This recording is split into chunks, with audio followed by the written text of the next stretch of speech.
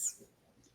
So how do you handle, when you're starting out, you might be taking low volumes and you might take higher volumes later. So when you're talking about a cost, what do you do? Like, so let's say you just want 300 units or 3,000 units to start, but you're planning on getting 15,000. How do you kind of work around that issue? Yeah, so that's always a hard thing, right? Because you don't want the manufacturer to lose faith in you if you're just, no manufacturer is going to get excited about you going, hey, how little can I order from you? You know what I mean? Especially if it's a unique product. If it's a unique product that they're having to develop and create for you, they have to buy more raw materials up front. It may cost them more up front. And you can't always buy. This is what a lot of people who are new to importing, new to the manufacturing processes and stuff, what they don't understand is that a manufacturer doesn't just have the materials on hand in many cases. It's not like they just got them laying around and they can just magically make some things for you. They actually have to go and buy raw materials. And those raw materials have to be bought in many cases in bulk. So it's not, in order for them to give you a good price, they have to, buy all of the raw materials in bulk and get a lower price on those materials. And then also production timelines come into that, production requirements. So they are going to, if you're using a mold for your product, so like a plastic injection mold, for example, they don't just keep that mold sitting in the injection molding machine the whole time. They have to switch that mold out with other products that they're making so that they can keep that machine going. Everything that they're doing to set up production and make sure that the right staff are on the line, the production line, that they understand the instructions to make the product, that, they're putting it in the packaging, you're storing it in the warehouse. All of that takes time. Even printing a logo on the product, whenever people come on my China trips, they're always surprised. We go visit factories together. I show them how things are made, and they're always surprised, like, oh my gosh, look at all the work. People manually, literally putting a logo onto a product, every single product, stamping a logo onto it. And people they come out of those factory tours with a greater appreciation for what it takes for every single product to be made. So we see it as, oh, manufacturer, you just make the magic happen, right? Just make this thing for me. And, they see it as, okay, man, I got to set up a whole production line. I need a mold for that. I need raw materials. Like, how much is that going to cost me? How much time is that going to cost me between switching from one product to the next? So if we understand that as buyers, if we understand these processes and we have a good relationship with our manufacturer, then it's easier for us to level with them and be like, hey, I'd really like to test the market first with about 500 units. You want to source at scale, but then explain it's normal to test the market with a smaller amount of units, but you may need to pay more upfront. You might need to work with your manufacturer. Okay, I understand I need to pay for all of the raw materials to make 3,000 units because that's the minimum, right? But I only want to produce 500 to begin with. Right? But I'll pay for the full raw materials and then we'll use that on my next order. So you can work with your manufacturer to figure out that pricing and work together so that every order after that works for both of you.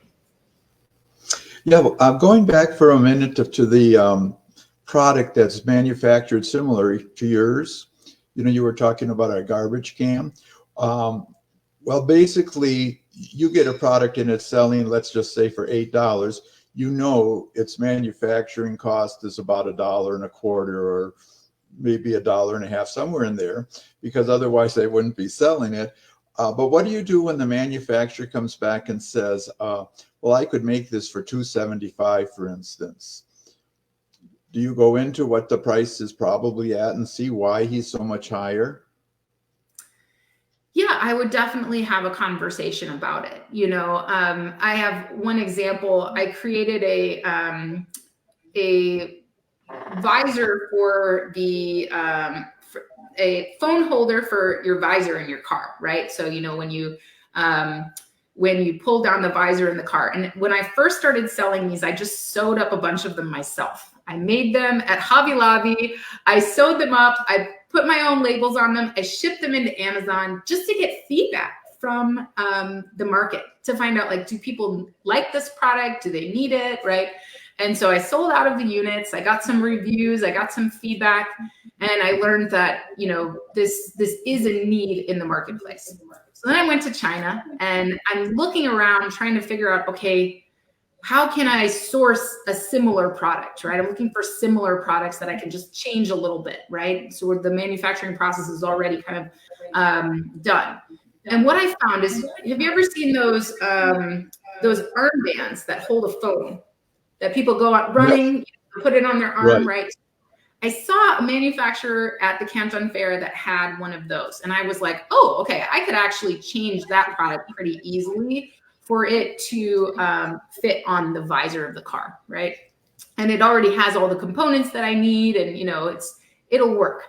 So I'm having this conversation with this supplier, and I could make these myself for $1. So I knew that I needed to be able to source them for less than $1, right? And I could sell them. I think, you know, the price was between $15 and $20. So, you know, with the Amazon fees, everything like that, I knew I needed to source them for less than $1 because I was still going to have to pay shipping. So I see this armband and I start talking to the manufacturer about it, and he gives me a price of $3. And I just leveled with the guy. I was like, okay, I'm making these myself, literally for $1. I was like, I can't pay you more to mass manufacture these things than I'm making them for myself. We were just kind of joking around with each other. And I said, you know, what can we do? What can we do to work together so that, you know, we can reduce the cost and that we could make this product work for me and work for my customers, right? And we got started talking about each component in the product. And one of the components was a reflective band that was around the outside of the phone window. Well, I don't need that for the car, right? That's for people who are running. Well, it turns out that reflective band on that product was actually quite expensive. And so he's like, well, right there, it takes $1 off the price. We don't need that reflective stuff. Then we're good to go there. So to answer your question, what you want to do is just have a conversation and, you know, talk, work together. It's a win-win situation. You don't want to put your supplier's not your slave, right? They're your business partner. You're going to grow together. So you always want to come up with situations where both of you win, where production works for them, where, you know, the prices work for you, where the quality is maintained so both of you can grow, right? When you get more orders, they get more orders. You both win. So you definitely want to, you know, understand why it's a higher price. The other reason why it might be a higher price is because you're talking to the wrong person. So if you're talking to a salesperson, they are going to try to get as much out of you as they can because that's part of their commission, right? So you might go to a trade show and you be talking to a salesperson, or you might go on Alibaba.com and you get a quote from a salesperson and it's quite high. And you'll find, you know, large disparities between quotes. And for me, I never think of the quote as being the true quote until I talk to the boss, right? Until I talk to someone with authority that can actually change the pricing for me. So I never really look at the initial quote as the true quote. I'll set up a meeting later if everything else looks good with that manufacturer and, you know, things are I like their catalog and I learn more about their business and everything's good. When I set up the actual meeting with them, I'll make sure I'm talking to the right players so that I get real prices. Yeah, you've been talking a lot about conversations with the manufacturers, and I'm just wondering, how do you go about even finding a manufacturer that you want to be talking to? I mean, are you going to fairs mostly, and what would an inventor in the U.S., how could they somehow manage to find manufacturers that are really the right ones to talk to? Yeah, so as I mentioned before, you want to understand your manufacturing process, right? So if you know how your product is made, that will open up a whole window of search opportunities for you online, right? What's important for people to understand when they're looking for a manufacturer is that many cultures, especially China is a culture where you can source remotely, where it's very easy. You know, you can say, hey, can you make this? You know, and you can send a picture and they'll get back to you and you'll get tons of quotes, and you know, it's built like that, right? But other countries, it's very hard, especially the US. Oh my gosh, if you want to source from the US, I've got some stories for you. We can do a whole nother show about that, Tom. But you know, other countries, in person relationships are very, very important. So it's just important to understand that you may need to, once you understand your manufacturing process, and you can start searching the internet by that process, right? You can, you know, cut and sew manufacturers, Mexico, you know, whatever it is. You can search LinkedIn. You can search, you know, different search engines for that manufacturing process, and you'll find different manufacturers. You can of course go on Alibaba, stuff like that. But once you understand your manufacturing process and you happen upon the website or landing page of a manufacturer and you see pictures and you set up a meeting with them, you're going to understand whether or not they are who they say they are if you actually know what you're talking about. So it's important for you to educate yourself so that you can do that, and then search by those terms, understand the terminology. And then, you know, yes, in some cases, well, I won't say in some cases, I'll say in all cases. The folks that just came with me on my last China trip, they cut their prices down by over 40%. So these are people who had never been to China before, but they were already sourcing their products.